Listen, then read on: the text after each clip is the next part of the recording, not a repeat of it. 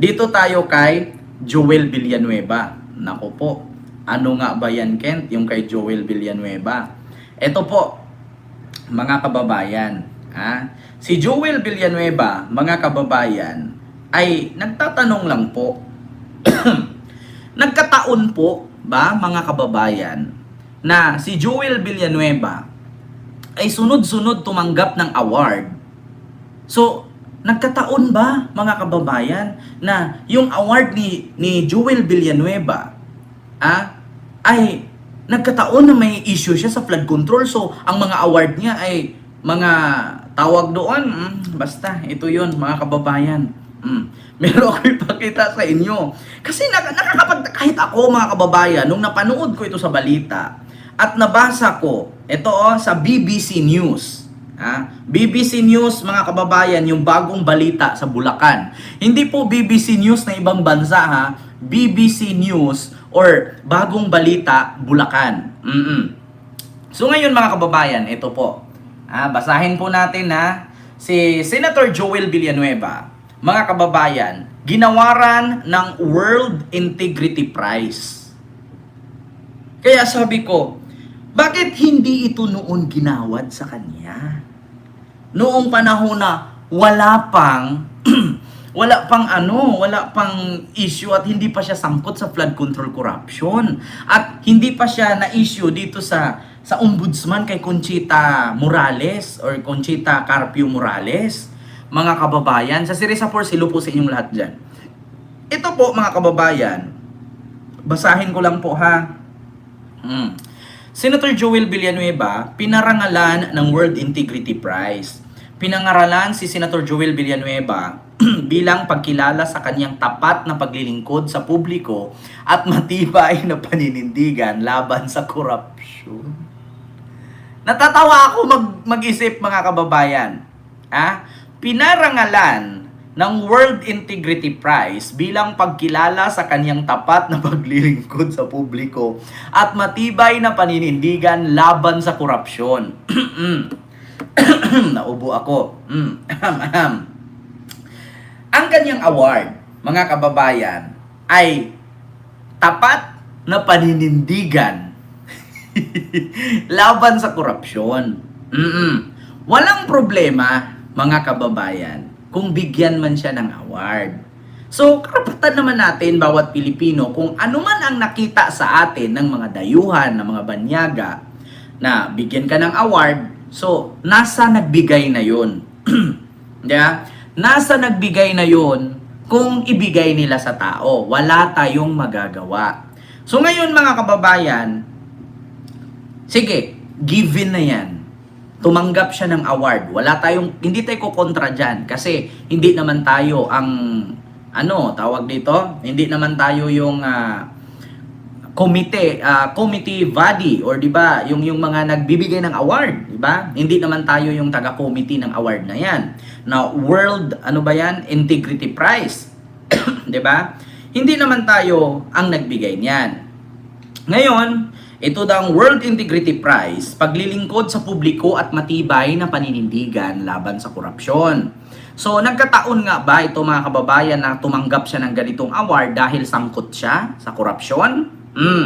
Ayon sa mga taga-suporta, hindi na rin umano nakakapagtaka na may mga question at pambabatiko sa senador. Lalo na sa panahong laganap ang disinformation sa panlilinlang nila sa ganitong sitwasyon, ang pagiging tapat at matuwid ay nagiging banta sa mga tumututol sa katotohanan at pananagutan. Sa kabila ng mga batikos, patuloy umanong naninindigan si Senator Joel Villanueva sa tama at isinusulong ang mga prinsipyo at integridad, malinaw sa pamamahala at mabuting pamumuno sa kanyang panunungkulan. Itinuring ng kanyang mga taga-suporta ang naturang parangal hindi lamang bilang personal na pagkilala sa senador, kundi bilang tagumpay para sa mga mamamayang naniniwala, mananaig ang katotohanan at kabutihan sa pamahalaan. Dear Tita Charo. So ngayon, mga kababayan, hindi naman po ako against sa award ni Senator Joel Villanueva. Hindi ako kukontra dyan. 'Di ba? Hindi ako kukontra dyan. Bakit? Karapatan nga yan eh.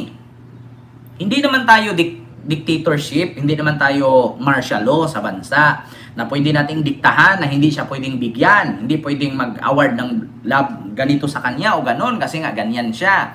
Karapatan po ng award-given body yan na binigay sa kanya. Pero mga kababayan, kung dumating man ang panahon, hindi man ngayon, bukas at magpakailanman, bigla siyang inaristo dahil sangkot siya sa korupsyon sa flood control.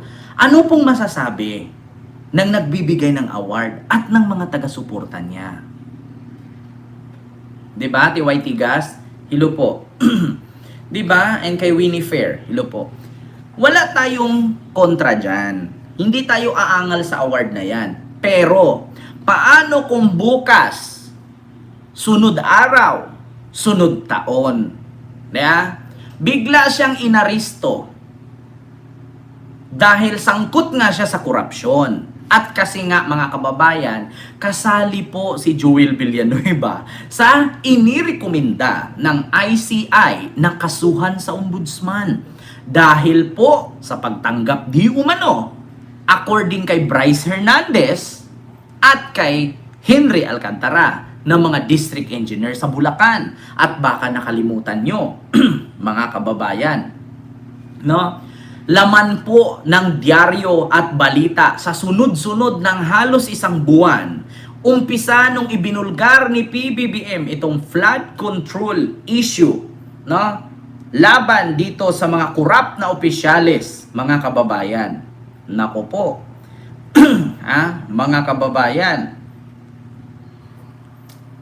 Diyos ko po. Wait lang mga kababayan. Paano nga, mga kababayan, kung darating ang araw, hindi ba nakakahiya sa nagbigay ng award at hindi ba nakakahiya sa mga taga-suporta niya na tumanggap siya ng Integrity, World Integrity Prize Award. Tapos, next year, inaristo siya at dinampot dahil kasama siya doon sa makukulong. Diba, mga kababayan? So, ano na lang ang sasabihin? Kung nakita nyo naman, ito po, mga kababayan, Joel Villanueva, sangkot sa flood control. Makikita naman yan eh. Inasisibak ng Office of the Ombudsman si Senator personal and collective privilege, but then Mr. President, just to not belabor the issue anymore because we have Senator Lacson who is set to deliver a privilege speech. May I just make a short manifestation, Mr. President, if I may? Yes, you may proceed. Yes, Mr. President, thank you. Mr. President, sabi po nung dating sikat na senador dito sa bulwagang ito, na itago natin sa pangalang Joker Arroyo, kapag bad ka, lagot ka. Pero ngayon, Mr. President, kapag good ka, lagot ka sa mga sindikato. Mr. President, ngayong araw pong ito, kaninang umaga, nagulat po ako nung meron pong kumalagkad sa pangalan natin tungkol po sa flood control project sa mahal nating lalawigang Bulacan.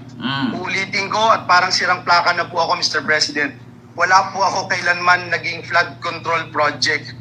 Hindi ko po sasabihin na I categorically deny this accusation.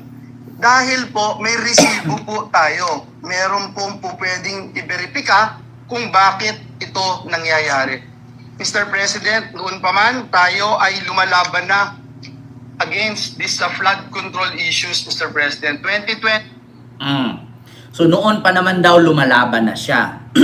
Pero pag pumunta tayo ngayon sa Billionaire News Channel, ayan na, BNC, Joel Villanueva, hindi daw siya sangkot. At mga kababayan, hindi po ba kayo nagtaka, mga kababayan, na kung saan, at ngayon, handa na ba kayo? na kung saan mga kababayan, itinanggi pa nga niya na hindi daw niya kilala si Henry Alcantara. Pero mga kababayan, may mga video pong lumabas na ini-endorso nga niya ito noong Merong event sa Bulacan. Ito po mga kababayan. Ito po. This Christmas, Food Wait lang Panda mga delivers kababayan, food may at ads lang. May ads lang mga kababayan. Muling dumistansya si Senator Joel Villanueva sa issue ng flood control scandal. Sa 47th anniversary celebration ng Jesus is Lord Church, iginiit ng senador na set up lang ang mga akusasyon laban sa kanya. Nagbabalik si Dexter Ganide ng Abante. Hindi pinalagpas ni Senador Joel Villanueva ang pagkakataon sa anniversary celebration ng Jesus is Lord Church nitong weekend para linisin ang pangalan sa mga kontrobersiya ng flood control projects. Sino ba ang unang nag-expose ng flood control? Sino ba ang unang nagsabi that there is 1.44 billion pesos a day budget of the government sa flood control? Ngayon mga kababayan, tanong ko lang. Sino po ba ang nag-post, no? Na merong 1.44 billion a day? Si Joel Villanueva ba?